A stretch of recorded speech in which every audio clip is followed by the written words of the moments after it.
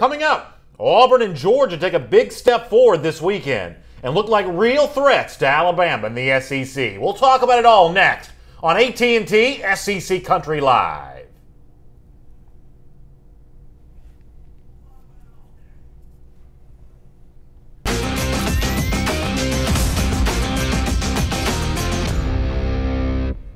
Hello, everyone, and welcome to AT&T's SEC Country Live. My name is Brandon Adams. This is the former Alabama All-American Mike Johnson.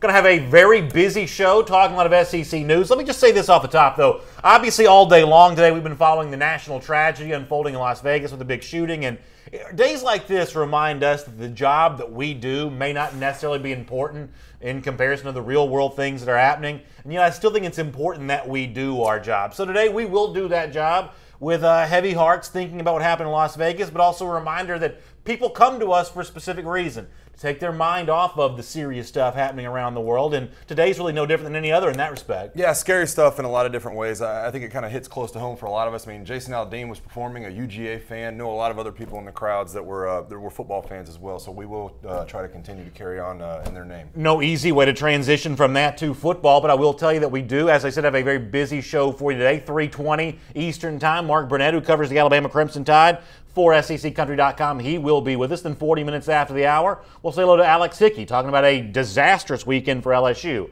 All that coming up. Before any of that, though, let me remind you that AT&T, a proud sponsor of AT&T SEC Country Live, AT&T Entertainment Your Way, and now item number one on our first and 10 list, the big news around the SEC. And for me, hard to talk about just one team in this spot. I think you have to talk about two. And for me, it was the two teams that I picked to win the divisions in the SEC this season. For a while, maybe it didn't look like it was going to be true for Auburn. I think a lot has changed there. Auburn blows out Mississippi State. Georgia blows out Tennessee. I think both these teams on Saturday took a real step forward to being more than just leaders of the second tier of the SEC, but a lot closer to the first tier with Alabama. Do you agree with that? I definitely agree with you. I think a lot of people kind of fell off the Auburn bandwagon after the Clemson game, and you have to remember what you're facing in Clemson. This is an Auburn team that was still finding their footing. What are we under Jared Stidham? What is Gus Malzahn going to do with a quarterback like this in the backfield? How is Chip Lindsey going to react to some of the offensive woes they had last year and really get them to get their footing head in the right direction? Struggled against Clemson, but I really do. I've questioned Gus Malzahn a couple times on the show. I have to give the guy credit. I mean, he got things lined up and put back on track. Now, they haven't played world beaters in MSU and in Mizzou the last couple of weeks, but a blowout is a blowout, and that offense looks like it's clicking at a very high level right now. As soon as they get Cam Petway and Kerryon Johnson back to health, I think it's look out whoever's in their way. And then on the Georgia side of things for a moment here, I don't think it can be overstated, I should say, just how significant it is for Georgia to go on the road, get a 41-0 win against Tennessee, and an opponent that, yeah, maybe was a little bit of a wounded animal here, but wounded animals have a tendency to fight back in a ferocious way. And yet Georgia would not allow that to happen from Tennessee here. Really back-to-back impressive performances from the Bulldogs. It has been a while since we've talked about a national elite-type team, top 10, top 5 type team coming out of the SEC East. But right now, Georgia has the look of being that kind of team. They really do. It's scary in a lot of different ways for people that are going to be playing Georgia on down the road. This is exactly what everybody imagined that Kirby Smart's blueprint would be. I mean, it really is. Strong defense, a strong front seven, a dominant ground game, and a quarterback that can get in there and make the right throws at the right time. That's what Kirby Smart was building from day one, and you've seen it come to fruition. I know everything's very good in Dogland right now. Everybody's loving it in Athens. Everybody's on Dog Nation living it up, and they should be. This was a dominant performance. There's no other way to really, kind of signify what happened in Knoxville this weekend. Bad news for Tennessee, but great news for Georgia, and you really love the direction they're heading. A lot of folks kind of going in on both these teams right now, kind of interesting comments. Jenny Cotton says, Auburn's a joke, and Georgia don't want Alabama. You people are crazy. Listen, Jenny, here's my thought on this. Alabama should still be the SEC favorite. They're a favorite for a reason here. But this notion that Auburn and Georgia don't belong in the same field with Alabama, that's not the Georgia team that I've seen the last 2 weeks, and it's not the Auburn team I've seen the last 2 weeks either. Okay, so, Mississippi State, who a couple weeks ago we had ranked number 17 in the country, and everybody was singing their praises, all of a sudden now Auburn beats that team the way that Georgia did last week, and you can't give Auburn any credit for that. That, to me, strikes as a bit unfair. No, it definitely is unfair. Does it say on number one, maybe I just can't read on there, does that say are Auburn and UGA better than Alabama, or does that say are Auburn and UGA closing the gap on Alabama? That's an important distinction here. The idea the gap is being closed here. Nobody has got on here and said that Alabama should not be the number one team in the SEC, but I think it's clear that these are the top three, and there's nobody else really even close. I think that we can make that denomination from watching the first couple of weeks of games. It's these three teams, and it's their league to lose right now. Add Florida into that kind of 4A decision right I like Weston Hagee's comment who says you can't spell shutout without UT. Going back to the Tennessee shutout that Georgia was able to put together this week. Tony Mott says Auburn hasn't proven anything yet. You know, listen, this is the oldest college football argument in the world, really. Oh, so-and-so ain't played nobody. Nobody's played anybody. Auburn hasn't proven anything yet. The only thing that Auburn can do right now is play the teams on its schedule. And yes, it lost a game. It lost at Clemson by a one-score margin. But the truth is, the last time Alabama played Clemson, they lost too. So if Auburn's no good because it lost to Clemson, then Alabama's no good either because it lost its last game to Clemson. Well, and I think it's the way that Auburn took the loss, obviously with a lot of pressure coming on Jarrett Stidham. We had all the questions about how Gus Malzahn would use him. Not a dual-threat quarterback like you've seen in Gus Malzahn's system. So having a pro-style quarterback and then having 11 sacks, I think that kind of added to some of the pressure that you were seeing on Jarrett Stidham. How are they going to use him? And then he gets attacked in that first game against a great Clemson defensive line, and so that kind of adds to that theory. But he has responded in such a great way. He really is an above-average athlete. I definitely think he's going to run into some issues later in the year. This is a team that still has to play Georgia and Alabama to close out their schedule, but they have answered the short-term questions for me. John Rosado says, I'm smiling about my Auburn pick. The truth is, I'm not so much smiling about my Auburn pick because there's still a lot of football left to be played. If you want to know the honest truth, though, what I'm smiling about was after the 11-sack performance against Clemson, I didn't run from Auburn. I stuck with Auburn at that point in time when a lot of y'all were mocking me and telling me to kind of leave the Tigers behind. That's the thing that I'm smiling about today, is that I had the foresight to realize, you know what, still early in the season, and as bad as you may have looked against Clemson, there's still plenty of time to correct that. So if I'm smiling about anything, that's the thing I'm smiling Well, about. listen, all's good in BA's world. I mean, it's not it's not just the Auburn pick. I mean, this guy's Georgia train over here is headed full steam ahead. I'm going to go ahead and warn you right now. You could not slap the smile off my face about the way that Georgia played on Saturday, although I'm sure some of you would like to try. Anyway, we'll move on here with item number 2 on our list, AT&T's SEC Country Live 1st and 10. Speaking of Alabama, you and I can debate how close Georgia and Auburn are coming to competing with the Crimson Tide, but nationally a very different kind of debate going on. The debate about whether Alabama deserves to be the nation's #1 team. Now, right now, that's the spot the Tide occupies in both major polls. Coaches and AP have Alabama at the top. But individual opinions may vary, including former Alabama quarterback Greg McElroy. We'll show you this on Twitter. McElroy's got Clemson ahead of Alabama on his power poll. Of course, on TV, this kind of stuff gets debated all the time, much the same way it does here. McElroy tweets out, I rank Bama second in a completely meaningless October 1st ranking. These are just a couple of the responses. Why are you so mad? So a lot of Bama fans mad at McElroy for turning his back, in their mind, on Alabama and ranking Clemson #1. Oh, Who has the point here? McElroy for putting Clemson #1, the Alabama fans for being upset about it. I don't get it. I've never understood why you get so upset about a poll on October 1st. And if I was voting, honestly, I'd probably put Clemson #1 too. This is a defending national champion and have beat 3 top 25 teams, has answered every question that you thought you might have about them in the offseason. It's meaningless, though. I mean, what point is it going to make? We're in an era of playoff teams. These two teams are going to get to the playoffs. So what difference does it make on October 1st if one's first and one's second? Both of them had a ton of good teams left to play.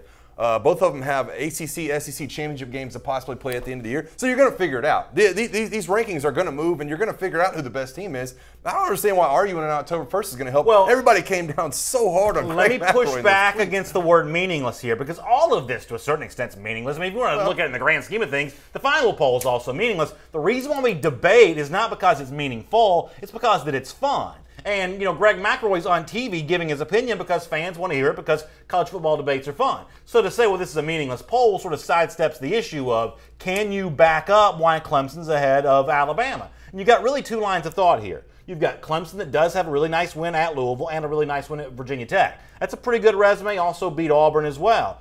But Alabama, the way they have obliterated teams the last 2 weeks, Ole Miss on Saturday, Vanderbilt the week before that, I mean, there is a pretty strong case for Alabama fans to make that they should be ranked ahead of Clemson, even though Clemson got the head-to-head win at the end of last season and has 3 at least pretty high-profile wins. Well, let me back up a little bit, too. I don't think the polls are meaningless. I think the argument between #1 and #2 is meaningless. I think there is definitely an argument to be had when you get towards the end of the year about #4 and 5, or in the BCS era when we're arguing about 2 and 3. Those are very meaningful arguments. Anytime the polls come out and you have these guys reaching to try to get in this college football playoff spot, let's be honest though, the number 1 and number 2 teams are going to be in the college football playoff. That's why I don't see what's worth arguing about. They're going to get their shot. They're going to get in. They're going to be playing in these January 1st games and playing in the national championship. So why argue about it at this point? Both of them are going to match up later in the year anyway. Speaking of Alabama, Jared Seegers in the comments section, going back to our first topic, says, does Georgia or Auburn have a freshman class like Alabama's is right now? And he gives you some fire emojis or something along those lines. The Auburn one I can't speak to as much. Jared, you're not watching that Georgia freshman class if you don't think they belong in the same field as what Alabama's doing. I'll go side-by-side comparison with you. Najee Harris to DeAndre Swift, and on you could go. Walter Grant, who Alabama wanted and couldn't get. There's a lot of Georgia freshmen who are looking pretty good right now. Yeah, I do get that feel that a lot of times we do get comments in the comment section, and I'm like, I don't know if you watched the other games from around the SEC. The argument that Auburn is irrelevant, no, they're not. They're a very good football team. They are a sound team with no really, big weaknesses. Same as can be said for Georgia, and the same said for Alabama. I think most people just don't pay attention to most games. They watch their team win, and then have this narrative about, Georgia's gonna, Georgia, and the same things under Mark Richt, and Auburn is this under Gus Malzahn. These are different years, and these are different teams, and they all three look really good. Kent Honey said something to the effect of, Alabama is a fraud. Alabama's irrelevant. They're not going to win the national championship, and what I find kind of interesting about that is that when you look at the Alabama roster, the Alabama talent, the truth is I think it is superior to what Clemson brings to the table just on a 1 through 85 basis.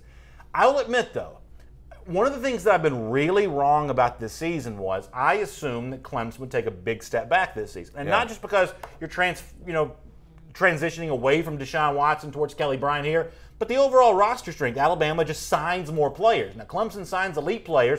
Alabama just signs a greater number of elite players.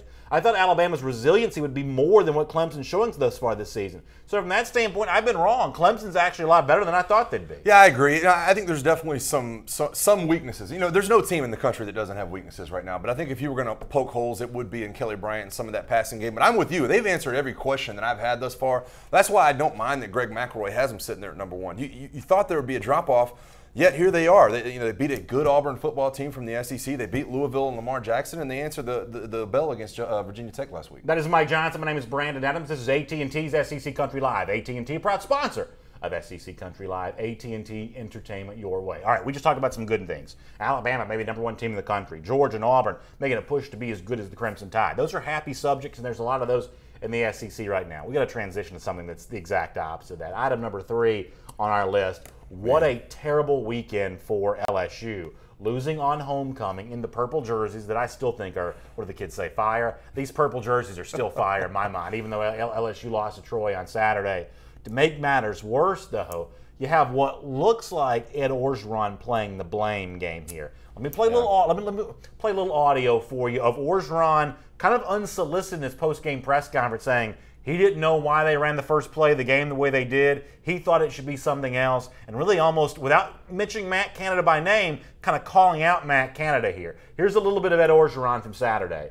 We should have had that first down back. I wanted Darryl to get the ball, and our third string back got the ball. I should have done a better job of game planning this. I was not aware that we were going to do that, and I think that's not the way we ought to start the game. So he's not aware of the play they were going to run, sounding like a message board posting fan saying, that's not the way we should start the game. You're giving it to the wrong running back. You got to be giving it to Darrell Williams instead of the guy that you gave it to. That is not a good look. Now, maybe Orgeron's right. Maybe it was the wrong play call. The truth is, I really don't know. But to openly question a decision your offensive coordinator made, to make it sound like you're disengaged from that process, that makes LSU seem to me more of a mess than the loss to Troy makes them seem. Yeah, I have to agree with you on that. I think it is a bad look for Ed Orgeron. And listen, if Nick Brissett doesn't fumble the ball, then we're probably not talking about this, and it's probably not a question he's getting. But I don't, again, we're playing Troy here. You're an LSU football team with a ton of pride, and you're playing Troy, and you're questioning the first play call of the game because it was a turnover. It is a bad look. And listen, if you're an LSU fan in the comment section and you think we're here to bash you, I'm not. I said this on Twitter on Saturday. Every fan base in the SEC has been there at some point. We've all been to this kind of loss that brings you down and you have to self-evaluate. I'm not a fan of what Ed Orgeron has going. I'm just not. I thought that he would be one thing and he's not. I thought he was a fiery coach that could get his team to play at a certain level and play with a ton of fire and play with a ton of passion. They looked soft. I mean, they really did. I think when you look at the way Troy's linebackers played and compare it to the way LSU's linebackers played, Look at some of these linebackers getting dumped off in goal line situations and their defensive line not playing with any passion. It's the exact opposite of what I thought Ed Orgeron would produce. I thought the X's and O's would be the issue under Ed Orgeron. The passion and fire just isn't there. They look like a soft football team. James Carter says at the end of the day, it's the head coach that's fully responsible, saying it's not Matt Canada's fault, it's the head coach. And James, you're right about that. Here's the issue, though. While Orgeron may have the obligation to understand and be responsible for all this kind of stuff, does he have the capability right now to manage everything going on in the LSU program? Is this a guy right now who's in over his head? I think he is. I really do. And that's a lot to say 5 weeks into the season. There's always a chance he could bounce back. But I do go back to one of the press conferences we brought up when he was speaking during the offseason about how he had changed as a head coach and why he'd be more successful. He says it's because he was a lot calmer and he knows how to accept things. He's a CEO type. He's not going to, yelling and screaming off the sideline and try to blame all these people. That's what LSU needs right now. You need somebody with some fire and some passion. Yeah. They look so emotionless. Everything that happens in the game, every turnover, every sack, every bad thing that goes wrong for the LSU team, the camera goes to Ed Orgeron on the sideline, and he's sitting there like he doesn't have any answers for it. Yeah. Like, you know what? I don't even know what to say right here. Because he's not ducking his head in on the defense. He's not ducking his head in on the offense. He's a CEO type, and it's almost like he has no idea why they're struggling mid-game. Yeah. He's asking his coordinators, not his players. And I think it's a bad look. He might not be in over his head. Maybe he finds a way to turn around at the end of the year. But for right now, for me and the answers he's given, I think they look as bad as I've ever seen LSU look. Shannon Burgess says that press conference puzzled me, and y'all should know Shannon's a big LSU fan. He does not take any pleasure in saying that about LSU. He wants that team to be good. He's obviously hurt by what he saw on Saturday night. And Shannon, my response back to you would be what I said during the offseason. Unfortunately here, and I'm going to say the same thing you did. Listen, LSU fans, it is not my job here to sort of jump up and down on you with both feet here. I know this is a tough week for you. We want you to feel at home here on AT&T SEC Country Live. But the fact of the matter is, for me right now, Ed Orgeron looks like a guy who needs a boss, not the guy who is the boss. Yeah, I agree with you. That's kind of what my point was. When they focus on him on the sidelines, and that's all I can do is watch the game from the TV camera like everybody else is doing. But what do you see at Orgeron? When Troy is scoring, when their running back is racking up 191 rushing yards, that running back had against LSU this weekend. When's the last time you've seen anybody do that, much less Troy's running back? It's just a bad look. Ed Orgeron looks like he's on the headset, and it looks like a guy that's confused as to what he's seeing on the field. Just for me, doesn't have the pulse of what his players are doing or what his coordinators are doing. I think it's a terrible look. Cliff Nelson, who's obviously a big LSU fan, he brings in the comment section every day, says LSU deserves whatever bashing it gets right now. That's not easy for Cliff to say either. Jonathan DeCicera says less was more. Obviously a play on words about Les Miles. But this is not one of those things where, sometimes people say Tennessee fans rethought the firing of Philip Fulmer. I don't know that LSU fans are rethinking the firing of Les Miles. Maybe they are. They can tell me that if they are. I think LSU needed to move on from Les Miles. Maybe this is not moving on in enough of a different direction because Miles' problem was the offense. And if Ed Orgeron's calling out Matt Canada in a post-game press conference, then how much have things really changed? Well, and here's my response to that is it's a gamble. It's a gamble anytime you're going to bring in another head coach. I think the gamble for Joe Alleva didn't pay off, not because they fired Les Miles, it's because he didn't bring in a next-tier coach like the ones he reached out to, and Tom Herman, Jimbo Fisher, whoever else was on his schedule to call out to. I mean, look at what happened at Georgia. They fired a guy, Mark Richt, who had a lot of the same resume that Les Miles did. And they get Kirby Smart, and it just happens to be right now looking like a home run hire. And I think the same could be asked of LSU, that at some point you're going to have to move on. And it's like stepping off a ledge. You're not sure which way you're going to go when you hire some of these new coaches. They have to figure it out and figure it out fast because LSU is headed downhill so fast right now. We'll get Mark Burnett from SEC Country Alabama's page in a moment. We'll talk to him about a lot of things here on AT&T SEC Country Live, including the strange situation with Deshaun Hand from Saturday. We'll talk about that coming up with Mark in just a moment. Before that, though, let's do item number 4 in our AT&T SEC Country Live First and 10 list. We talk about Georgia's win against Tennessee, but there is a flip side of that coin, the fact that Tennessee took a shutout here and a bad one against the Vols. Now, Butch Jones entered Saturday on a bit of a hot seat and certainly slippery footing as the Tennessee coach.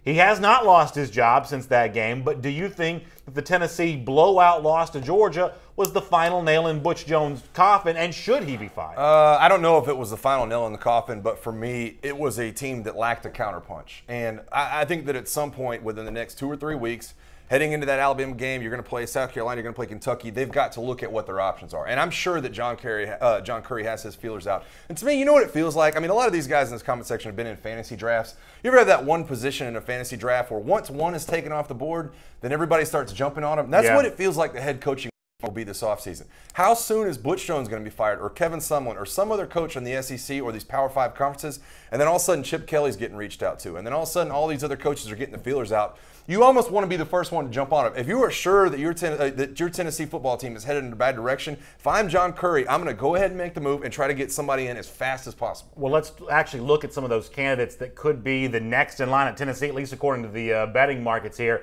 CBS Sports published this today, courtesy of one of the sports books. Chip Kelly, the favorite to be the coach in 2018. Jeff Brom, the really good-looking coach from Purdue, he's on that list.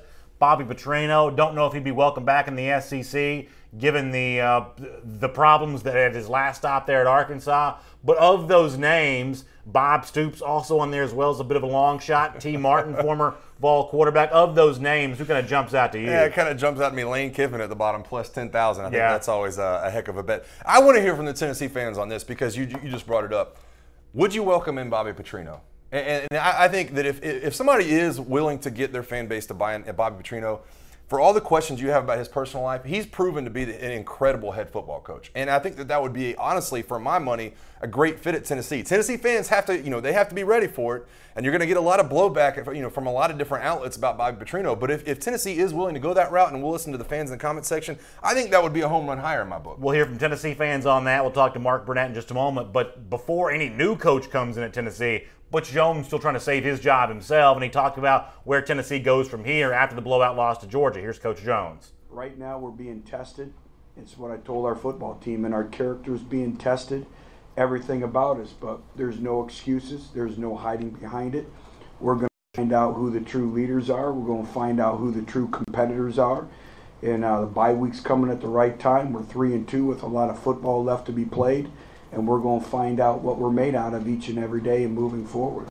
Not a lot else Butch Jones can say right now, but just that. He is a coach with a lot of questions. Unfortunately, probably not a lot of answers at the moment. That's Mike Johnson. My name is Brandon Adams. It's AT&T SEC Country Live. AT&T, proud sponsor of SEC Country Live. AT&T, entertainment your way. Now let's check in Tuscaloosa, Alabama, where the feeling is very different than it is in Knoxville, Tennessee. Mark Burnett joins us once again from Coleman Coliseum. Man. I always love it when Coleman Coliseum is the backdrop for a Mark Burnett discussion here on AT&T SEC Country Live. And Mark, let me bring you in right now on a discussion that Mike and I were having a few minutes ago. If you had an AP poll vote, you giving Alabama the #1 vote right now, or are you going to give it to the defending national champion, Clemson? I'll probably give it to Clemson. I just think, they probably have a better resume at this point. I really think Clemson has played well, beat Auburn, beat Louisville. Mark's got a really interesting answer. We'll get Mark on that in just a moment. I'm not hearing what he had to say, but I do want to hear that because I do think for Alabama right now this is a legitimate question. And you're right. Hey, all you got to be is what you said before is right. All you've got to be right now is in the top 4. Right. That's enough to be in the college football playoff. But there right now is a nice balance of what appear to be elite teams spread out in each conference. Oklahoma may be one. Penn State may be one. Clemson looks like it could be one. Maybe still Washington in the Pac-12. USC did lose on Friday, as you predicted, by the way. That's a nice prediction. Thanks a lot, man. And the SEC champion as well. That's 5 good conference champions, only 4 spots in the playoff. So perception does matter here. Now bring Mark back in to discuss this. Who would get your #1 vote, Mark? Yeah, like I was saying, I would go Clemson. I think they have a better resume at this point. I think they had some really good wins in Auburn. That win is looking very good with Auburn continuing to win. Louisville was a good win as well. And I just think that defense is playing lights out. I was one of those people who thought they would take a big step back moving on from Deshaun Watson, but they proved me wrong, and I think we're heading towards Alabama-Clemson Part 3. Mark, one of the things I did want to get your reaction on is I've heard a lot of blowback. This is just crazy for me, coming out on Monday. It seems like Bama fans don't have a lot to complain about, so they're complaining about the low hit on Deshaun Hand. What was your angle on that? Did you think it was a dirty hit, and what do you think of the blowback you've been hearing in Tuscaloosa? I didn't necessarily think it was a dirty hit. I think it was just one of those situations where you see the play, you see how vicious it is, you see Hand get carted off, and I'm sure a lot of Alabama fans were probably like, not another injury. So there's probably a little bit of overreacting. Nick Saban came out today and said that it wasn't an illegal hit. He called it a legal play. He said he's actually been an advocate for getting that type of play out of the game. But it's a part of football, man. That's all you got to go on. And like I said, I just think Alabama fans were probably overreacting to a degree because it was a situation where you saw how hard he got hit, you saw him getting carted off, and they probably had a situation where it's like not another injury to a starter. Jeremy Pettis says dirty hit, chop block in the comment section. That's an example of an Alabama fan kind of fired up about this. Yeah. And Mark, is it truly just, as you just said, one of those situations where, listen, Alabama has been on such autopilot lately that fans are going to kind of gravitate towards something like this more so than a typical team's fan base would, because they've really got nothing else in these games to debate right now? Yeah, I mean, these last 2 weeks have been rough. I mean, 59-0. You kind of expected the Vanderbilt game to a degree, but man, I expected more out of Ole Miss. 66-3, and they just never had a real shot in that game. Alabama's offense was clicking, the defense did whatever it wanted. So this Alabama team is rolling, and I think it's going to continue. These next 4 weeks, looking at their opponents, I don't see anybody who's going to be able to challenge them. I actually want to talk to you about that just for a moment. If you fast forward to Texas A&M this upcoming Saturday, it is in Kyle Field. I know Texas A&M's not had as much success at home as they seemingly have on the road in SEC conference games since joining the league. But this is an A&M team that sort of showed a little bit of fight at the end of the game against South Carolina, putting some distance between the collapse against UCLA and the kind of meager performances against Nichols and Louisiana Lafayette. So it sounds like you don't think that the Aggies can provide much of a threat to Alabama right now either. No, I don't. I think Alabama should win fairly comfortably in this game. Alabama's really had Texas A&M's number last, since that Johnny Manziel loss. Then they had the shootout in 2013. These last 3 years, Alabama has put a serious beat down on Texas A&M, both home and away. And I expect that to continue. I don't know if they'll beat them 66-3 or something like that, but I expect Alabama to win by at least 2 scores. So we'll finish up with this then. Since Alabama is as rock solid as they are seemingly at the top of the SEC West, at least rolling right now, we also started our show by saying, in my opinion, Georgia and Auburn are making a bit of a charge towards Alabama. Bama's still the favorite in the conference for a reason, but the gap, I believe, between Georgia, Auburn, and the team at the top, Alabama, is starting to close a little bit. What's your thought on that? Yeah, I like Georgia in the East. I think that could be a potentially really good SEC championship game between Alabama and Georgia. I still want to see a little bit more out of Auburn. Jarrett Stidham. I do think they rebounded nicely since that loss to Clemson. I think they've got the offense on track. But I'm not ready to come out and say that they can challenge Alabama at this point. Hey, Mark, good stuff. Thanks for being here with us on AT&T SEC Country Live. We'll look forward to more of your coverage from Alabama practice and talk to you again here soon on the program. All right, thanks, guys. Good stuff there from Mark Burnett here on SEC Country Live. J.P. Brown in the comment section says, what's it going to take for Alabama to get some respect, some props? I guess Bama's just going to have to beat the Patriots, obviously referencing the comparison between Clemson. And it is kind of an unusual spot for Alabama fans to be in because they are handling their schedule, including the SEC portion of that schedule, as well as anyone could handle it right now. Right. And yet nationally, your own guy, Greg McElroy, certainly other people, are sort of showing that love to Clemson. And there's just nothing that Alabama can do about that until you get to December, January, and these two teams have a chance to play. Well, that's my point. When I was talking about, who cares at this point who's number 1 and number 2, this is not the BCS era. This is not Auburn circa 2004 when they get left out of the national title game. You're going to go. You're going to be there. If you're number 1 or number 2, who cares at this point? And I think that, it's going to be up to the committee, obviously, and you want to look stylish in these wins. And Alabama has done everything possible to answer any question they've had all year. But it's more about what Clemson has done. And they are the reigning national champions. And a lot of people see that as, hey, they've gone in and beat some incredible football teams the last few weeks. Bama's wins against Ole Miss and Vandy, yes, they stand out. They were very lopsided. But for me, you're not really telling me who you are as a football team until you're put up against the wall against some good teams. Chris Weaver says only Alabama can beat Alabama. We'll certainly see about that. For now, though, let's get back into our AT&T SEC Country Live 1st and 10 list. We'll look at item number 5 on the list. And kind of a series here of bad news for Florida, a team that's been pretty lucky on the field, getting a little unlucky with injury now. First of all, we find out from Jim McElwain today that Tyreek Cleveland's dealing with a sprained knee. He's going to be out for the LSU game. Beyond that, we are not sure. But let me start with the Cleveland stuff. We'll move on to something else.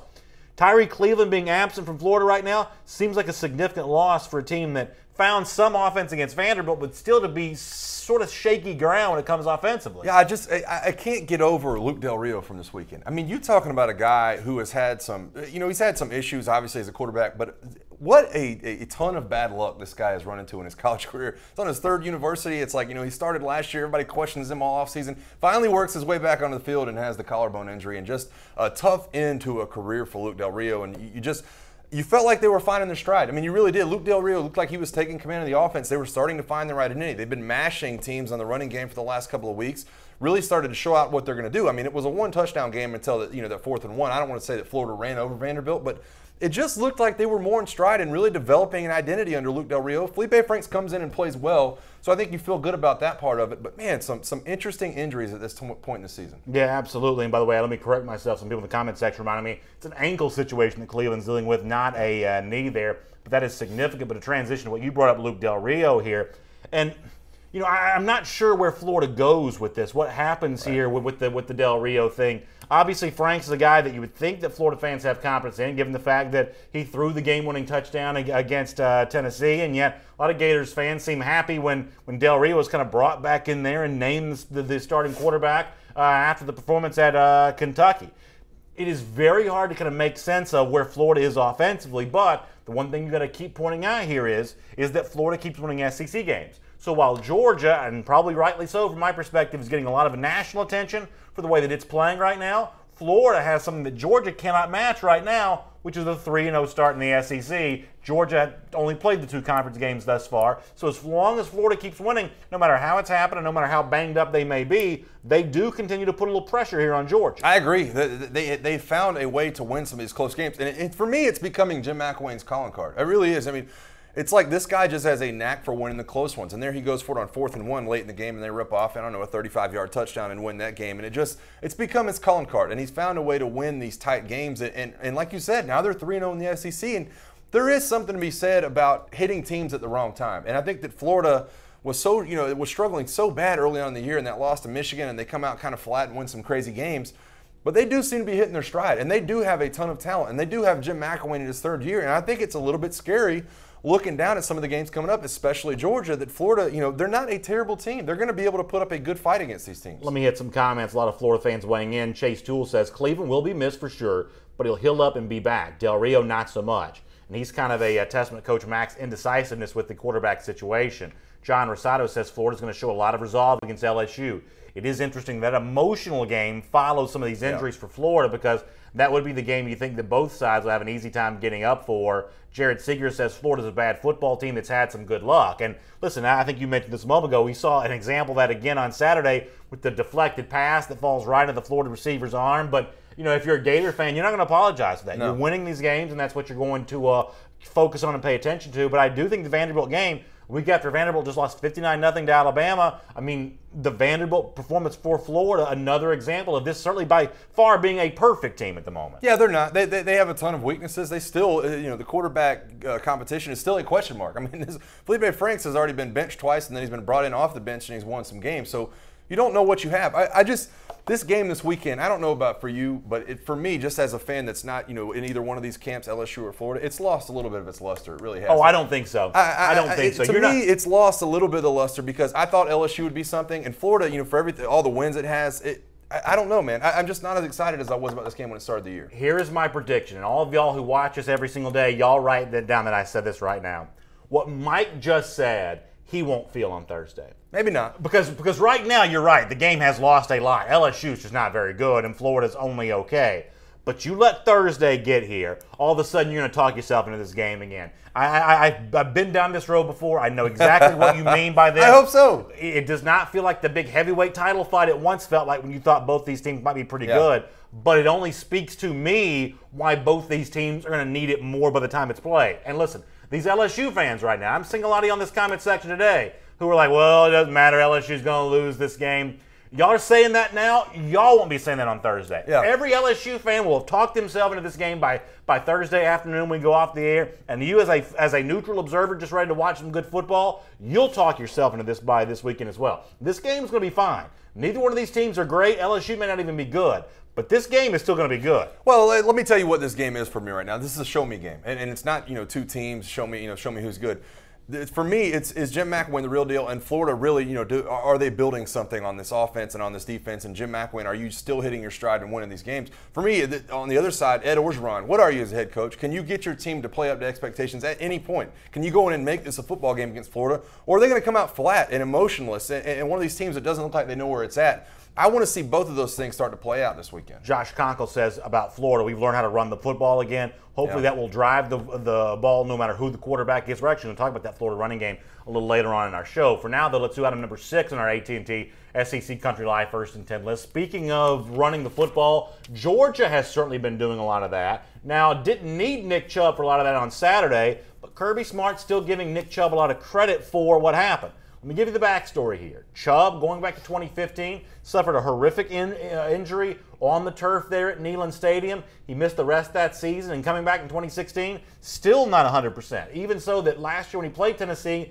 had just the 1 carry. This was already going to be an emotional game for him. Returning back to the spot where he'd been injured, feeling the effects of having not been able to play against Tennessee last year. His team lost both those games. Adding to that, I think we have this we can show to you, the Tennessee students, at least a small group of them, who put the frat house sign up there, kind of mocking Chubb for his knee injury, kind of trolling here on Nick Chubb. Well, let me tell you something. Nick Chubb was apparently fired up for that game because on Friday night he gave a speech that Kirby Smart said went a long way towards winning the game for Georgia. In fact, here's what Kirby Smart said about the Nick Chubb speech.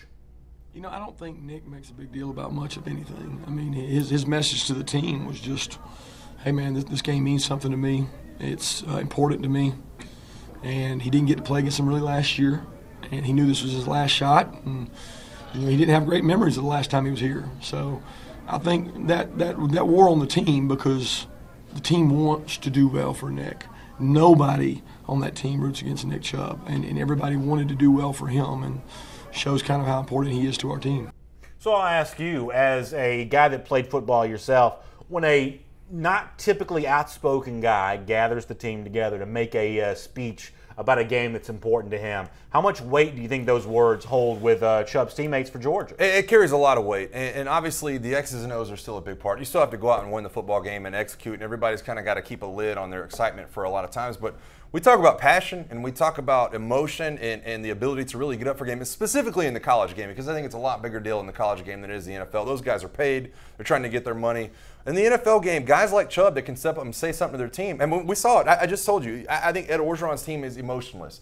Bush Jones' Tennessee team lacks a counterpunch. It looks like they're kind of sleepwalking through some of their games. We see it time and time again, week in and week out in the SEC. For Nick Chubb to be able to stand up and deliver that extra set of emotion, I'm not going to sit here and say Georgia wouldn't have won the football game without him, but that does put that little extra where, you know what, maybe that sends it from a 24-0 game to a 41-0 game, and maybe Georgia players wanted to get behind him more so than normal. Jake Higginbotham says that Chubb's the real deal for Georgia, and what you just said may be very well true, and what Jake says right there may be true. And as a guy who watches Georgia pretty closely, what I see from the Dogs right now is, and listen, there's a lot of football left to play. I still wouldn't assume that Georgia's going to go undefeated this season. They may have a loss coming at some point in time this year, but what they have going for them at the moment, and one of the reasons why it's kind of all coming together here, it's almost like they have the best of both worlds. You know, Jared Seegers in our comment section was talking about Georgia's freshman class earlier. Listen, that group is pretty good, and they've raised the talent level at Georgia in a major way. But guys like Nick Chubb, guys like Lorenzo Carter, those seniors that could have gone to the NFL but stayed back, are kind of giving Georgia, to complement those young, talented players, that senior leadership, that hunger of disappointing seasons in the past, and reminding the guys what they're playing for right now. If you're a fan of Georgia, you couldn't be happier with the mix of leadership from veterans and excitement from young freshmen that you're getting from this Georgia team. It's one of the reasons why Georgia's rolling right now in the SEC. I couldn't agree with you more. And we, a couple of times on the show, we have compared Nick Saban, Nick Saban's second year at Alabama to Kirby Smart's second year at Georgia. And there are so many of those comparisons. Nick Saban's 2008 signing class, Mark Ingram, Julio Jones, Dante Hightower, all those guys come in. And there was a lot of senior leadership, and it kind of filters down where you have the senior leadership and the guys that are hungry, and you also have the freshmen that you're kind of nurturing along. I see that exact same blueprint like you do, and I think that it really has made for a very well-rounded football team in a lot of ways. Tony Mott in the comment section says Georgia's going to curb stop Auburn. Now, I'll praise Georgia for what it is right now. I'm going to stop short, though, of saying that the rest of the season looks any easier based on the way that Georgia's playing. There's still some tough games left for Georgia. Obviously, if it got to the SEC championship game against Auburn or Alabama, that's a tough game. A road trip to Auburn in November, that's still a tough game. I don't care how much better Georgia looks now than some people thought they would. So I'm going to praise Georgia for what it has been, but I'm not going to act like that the rest of the schedule is somehow getting easier now. No, I'm not either. And specifically when you talk about Auburn, I think Auburn's a good team. My question for Auburn, the entire time we talked about them, dating all the way back to the offseason, was can that schedule pan out the way they want it to? I pointed to the Clemson game, and I thought that was going to be a loss, and it ended up being a loss. But still, for me, the schedule is still tough. They have 3 straight away games there when they're going into the end of the season, and then they have Georgia and Alabama there in November to play at home. And I think that just rounds out to be a tough schedule. I'm not ready to, to sit here and give matchups between the two and between all 3 of them.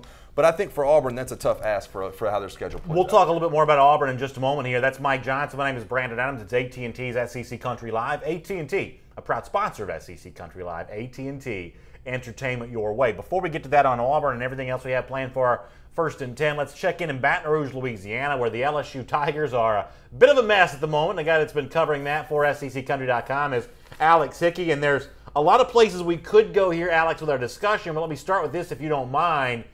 Did Ed Orgeron throw Matt Canada under the bus with his comment in the post-game press conference about why did we run the first play we did? That's not what I think we should be doing. That almost felt like, to me, more like a message board fan comment than it did a remark from a head coach. What did you make of that? Yeah, I agree. I had that feeling, but you could tell Ed kind of immediately realized what he had done as soon as he said it, because he walked it back saying, all those calls are on me, that's ultimately my fault. But yeah, he gives a lot of autonomy to Matt Canada, and to just basically come out and open his press conference saying that was very much an eye-opener, and certainly speaks to a disconnect between the 2 individuals, Canada and Orgeron. But today he clarified it a little bit further and put it a little bit more on himself. So basically, Orgeron slipped up, committed a faux pas, and started to take more of the blame on himself today, and after he'd already kind of made that allusion about the play call. Well, we wondered, just to follow up on that point, Alex, how he would handle being back in the role of head coach again after being mostly an interim and an assistant here for the last couple of seasons. And maybe this is an example of how a relatively inexperienced head coach, he has been a head coach before, but a relatively inexperienced guy, maybe not a guy that's as organized and well put together as Les Miles would have been. That's a mistake that an experienced head coach doesn't make that Orgeron kind of falls right into, right?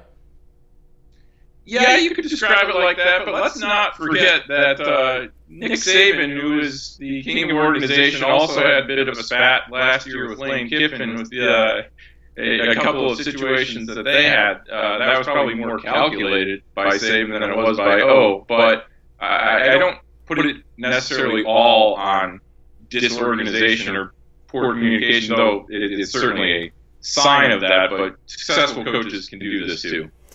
Alex, I think one of the interesting storylines for me that came out of this weekend at LSU is a lot of people are talking about the rebuilding job for Ed Orgeron. And to me, that goes against the narrative we got this offseason about, hiring Ed Orgeron due to continuity. They wanted, kind of the same staff to be put in place. What's your feel on that, and what's the feel of Baton Rouge right now? Things are worse than I think anybody was led on. The depth that they have on the defensive line and the offensive line is really poor right now. Because of injury and suspensions, they realistically had kind of 5 defensive linemen that could play the last game against Troy. And that's going to catch up to you after 2 straight weeks of playing tempo offenses.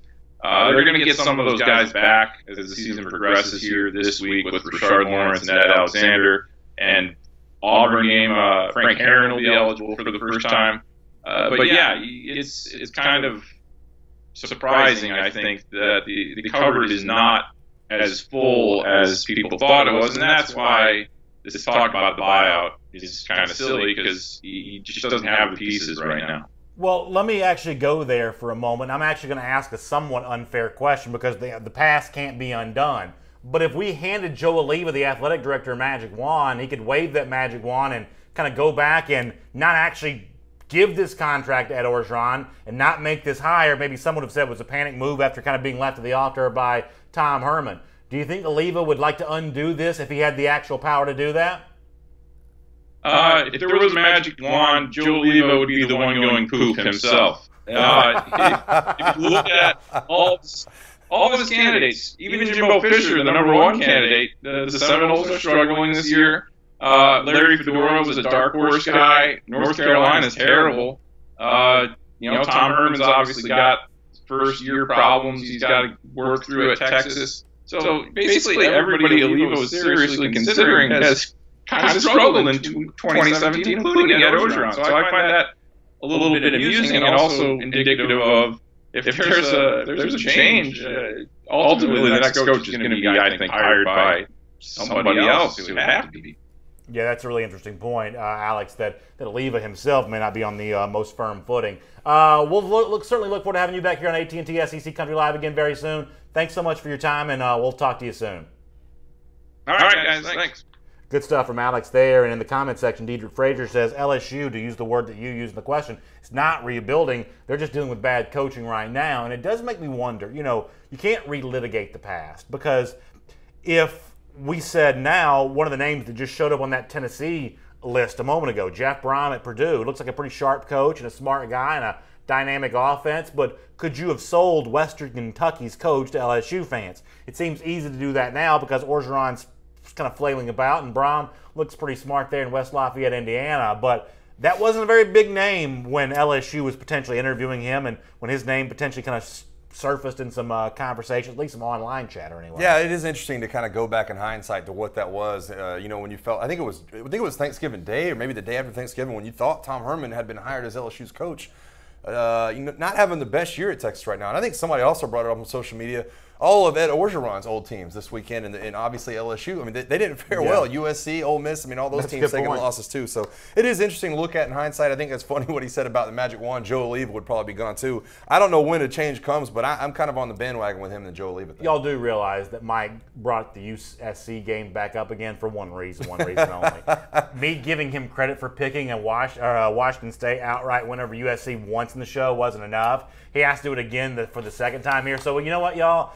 Give Mike a big like button, a big, smiley face. He picked Washington State to beat USC. Actually, you know what? I'm not even going to be snarky about this. Let's give the guy some credit for that. Well, listen, my gambling picks have been so bad this year that I'm going to take it where I can get it right now. And any credit that I can, push my direction, and I'm going to take that opportunity. By the way, speaking of Joe Oliva, Cliff Nelson says Joe Oliva needs to go. G-A-U-X. The Cajun spelling there for the LSU situation. We'll talk more LSU Tigers here coming up in a moment. For now, though, let's jump back into our AT&T SEC Country Live 1st and 10 with item number 7 on our list. Auburn, another blowout on Saturday, beating up Mississippi State bad after kind of doing the same thing on the road to Missouri a week before. It sounds like you and I are kind of on the same page about this. I want to pound my fist on the table that Auburn is back in the national conversation, back in the SEC conversation. This is a team that is good.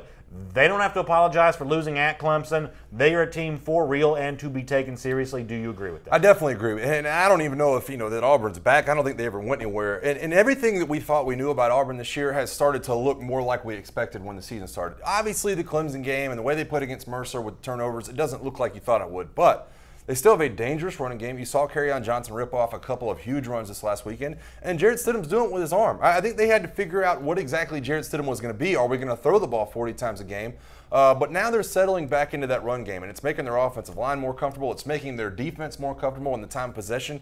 The defensive line has played incredibly well, and I like the product that Auburn's putting on the field right now. I think they, like everybody else in the SEC, still have holes in places. Yeah. They're not invincible. To me, Alabama's not invincible either. But I do like the product and the direction they're going right now. Well, what's weird about Auburn is it's an identity shift. Now, Jarrett Stidham's getting better. He's kind of coming into his own. But this is a defensive-minded football team right here. This is a team that's fueled by its defense, a lot like Georgia is at the moment. So the Auburn team that we're actually watching is probably a little different than we thought it would be. But even the offense is getting better. This is still a team that is kind of led by its defense. Well, I'm gonna switch gears on you as well. I think it's an identity crisis on offense because you had such a run-heavy team last year with Sean White as your quarterback, and I think they were 80-20 the running game. They were the #1 team in the SEC with yards per carry. And they've had to figure out what Stidham is. Are you going to go into Clemson where you're dropping back and you have empty sets and you're putting it all on the offensive line up front and you want to throw the ball 40 times? Or are you the team that's still going to pound the ball and allow Stidham to do some things to just kind of complement that? I think that's what they've started to figure out. Yeah, let me hit this. I don't want me to steal your thunder here because you're the schedule guy, but let me just rattle off this schedule here for a moment. Ole Miss at home this Saturday, at LSU the following week, at Arkansas the week after that, off week at Texas A&M, and then you get Georgia and Alabama into your final 3 games there. Do you expect Auburn to be challenged in any of these games? Ole Miss, LSU on the road, Arkansas road, A&M road. Does Auburn get a close game in its next 4? Well, I don't know that I can pick one team that challenges them, but I think when you add them up collectively, then those games do take a toll on you. When you have those away games week after week, and they're going to get a bye, which is nice in the middle of it, but when you look at those games and start adding up the schedule, I think it does take a toll. I think it takes a little bit out of you to go on the road, and then you back it up with a couple more road games, and then come home to a very good Georgia team in the front 7. That's a lot to me. That's a lot to kind of mount when you talk about looking at it the big picture overall. Daryl Leon Harris says, stop with the Auburn nonsense. You know, we didn't start the show. We talked on Thursday about how we haven't heard from a lot of Auburn fans, and Auburn's still relatively quiet here. But the one thing, nobody drives more negative comments than Auburn does. I mean, is that not true? It is true. Nobody says more bad things about a team than people say about Auburn. And maybe it's all Alabama fans. The truth is, I'm not sure if it's all Alabama or some other teams as well. But Auburn generates a lot of negativity in the comment section. It's actually pretty interesting. Yeah, you would think when we talk good about Auburn that the comment section would light up with positive Auburn. You know, the Auburn fans are stepping in and kind of standing up for themselves and saying, yeah, we're really good. We told all y'all. But it drives the negative comments. It's like, all we hear about is that Auburn has these holes and Gus Malzahn's overrated and Stidham's not going to win the Heisman, and you name it. We've heard it all year. All right, let's do, by the way, that's Mike Johnson. My name is Brandon Adams. It's AT&T SEC Country Live. AT&T, a proud sponsor of SEC Country Live. Entertainment your way. Let's do item number 8 on our AT&T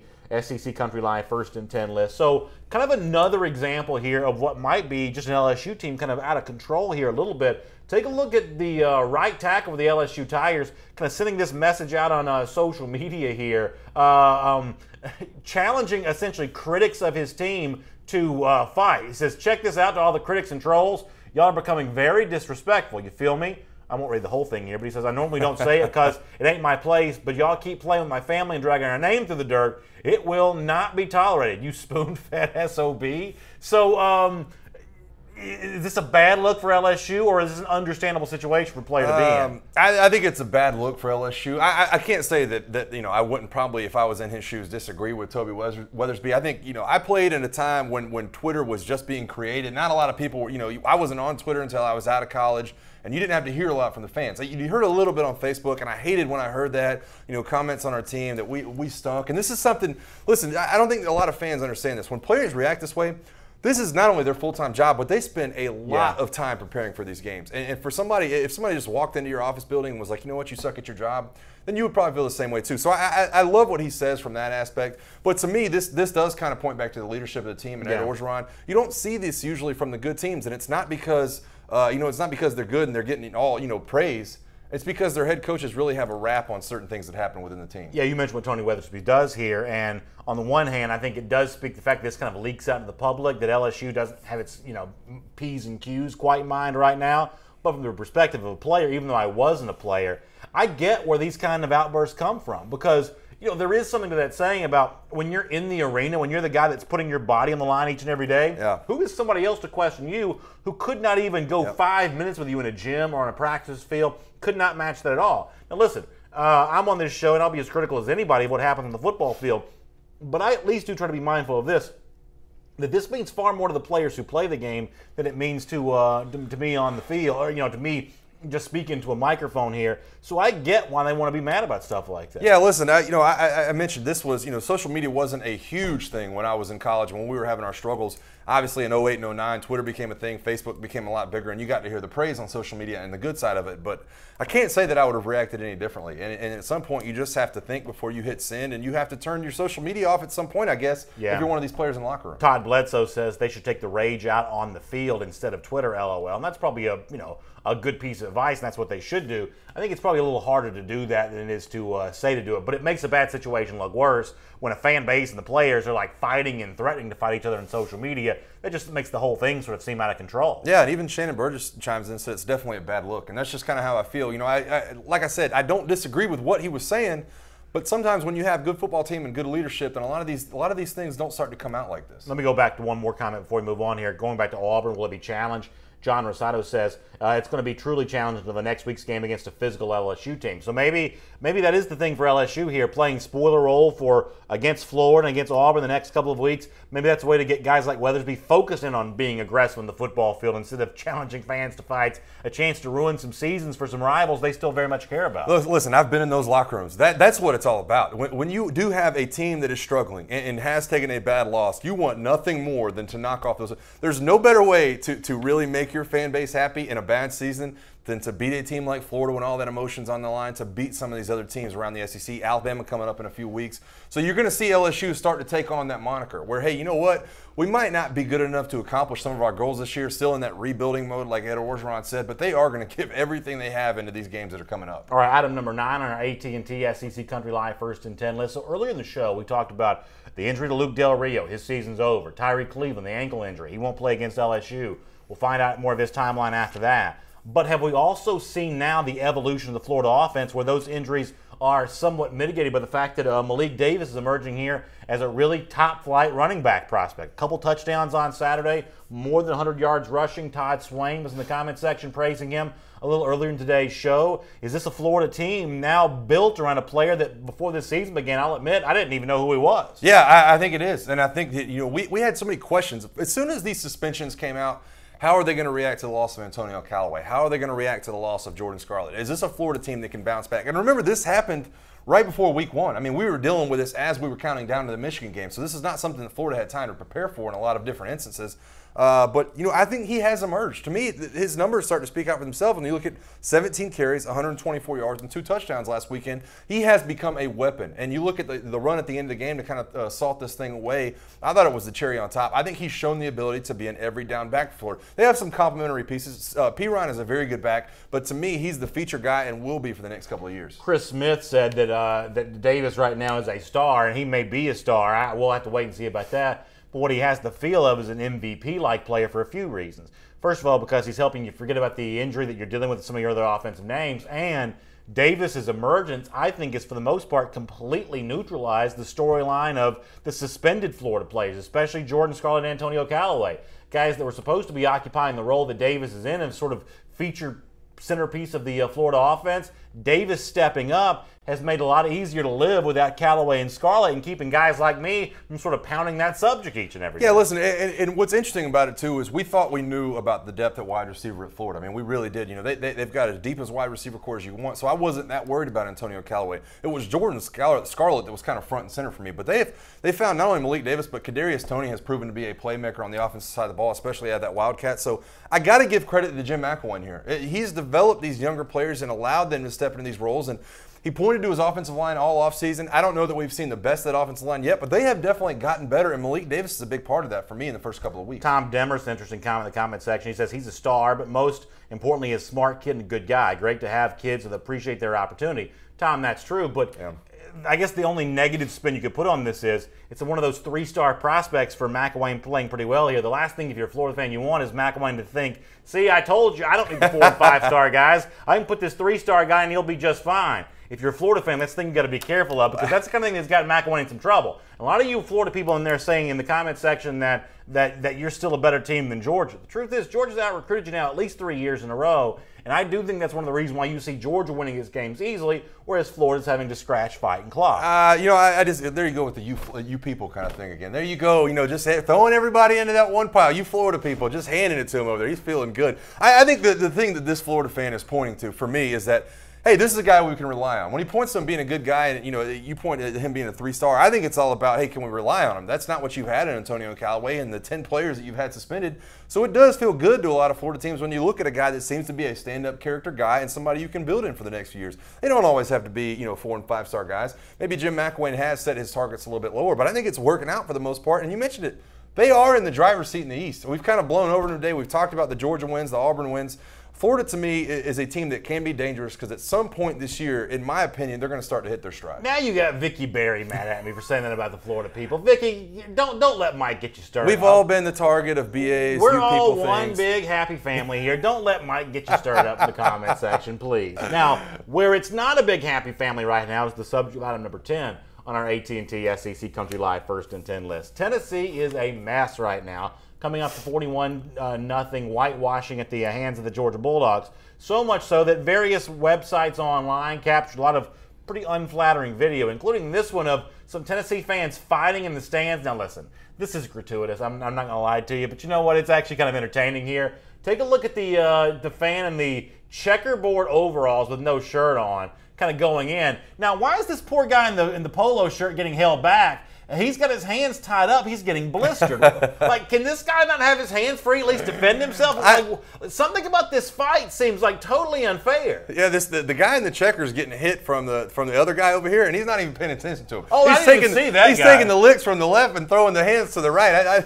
This one guy who looks like a sort of a modern-day hillbilly Jim from like the 80s wrestling, and he's getting beaten up by two guys that sort of look like I don't even know what. Yeah, like Cobra Kai or something. We've seen fans from schools fight each other. I mean, you've seen it. You know, Bama and Florida State had a couple, but when your fans are fighting each other, it's not a good look. All right, let me say this one more time because you're right. The math of this fight doesn't make sense. He's beating up a guy, the overall guy is, who's not fighting back, but then this guy gets absolutely waylaid by a guy that he doesn't even know. Like, if you gave me an hour to figure out like what was like the antecedent to that fight, I'm not sure I could come up with. Yeah, I don't know. I don't know who said something to somebody's girlfriend in there or something, but the hands were flying. They really were. Now, to make matters worse, you got the Tennessee people for, by my count, the second and third time this season taking to burning things. Now, we showed a Tennessee fan burning something the other day. This, to me, seems like a terrible idea. This is so burning dumb. this thing in the concrete. This moron's got no shoes on. This is, you know, like a nice little suburban neighborhood here. That grass is about to catch on fire. This is one of those things that starts off as a protest against my team, and then all of a sudden you got this going on. This is so dumb to me. Get rid of it. Throw it away. Donate it to charity, whatever you got to do. There's no reason to burn it. You're just trying to make a scene, man. It's just. Do we have one more burning item here? All right, we got one more thing being burned.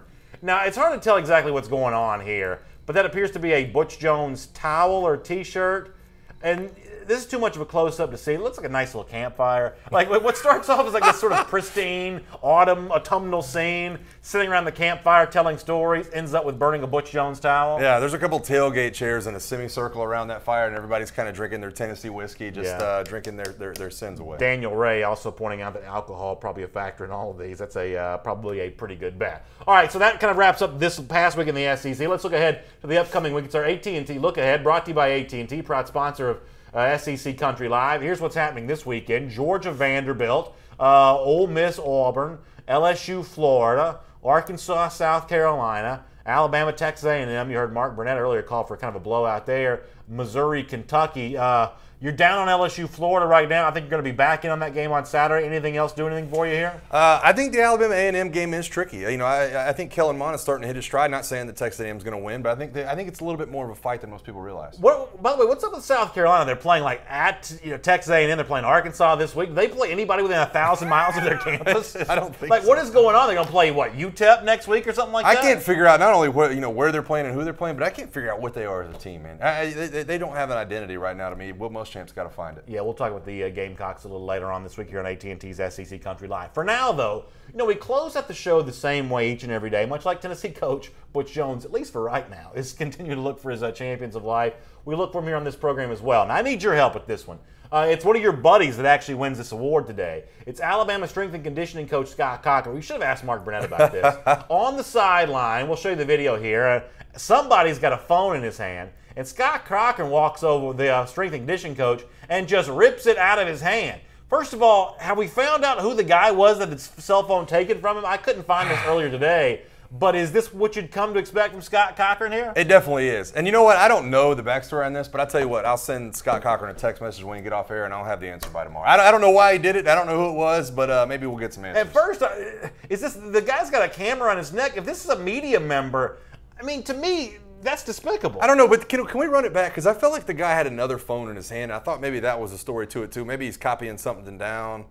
I might be wrong about that. All of a sudden we turn this into the Zapruder film. Yeah, I don't know. I don't know what we have going on, man. Cochran looks like a bad dude, though. I will admit. I mean, I hate as much as I want to say I'd fight back if he tried to take my phone from me. I'd probably let him have it. He's awesome, man. He's one of my favorites. All right, that's Mike Johnson. I'm Brandon Adams. You are all one of our favorites. Thanks for being with us here today on AT&T SEC Country Live. Love to have you subscribe to the podcast on iTunes. Share the show with your friends on Facebook. We're talking SEC every day. We want people to know about it. You can also give the podcast a rating and review. That's a big help to us as well. We'll see you again 3 p.m. Eastern Time tomorrow for another episode of AT&T SEC Country Live. Y'all have a great day.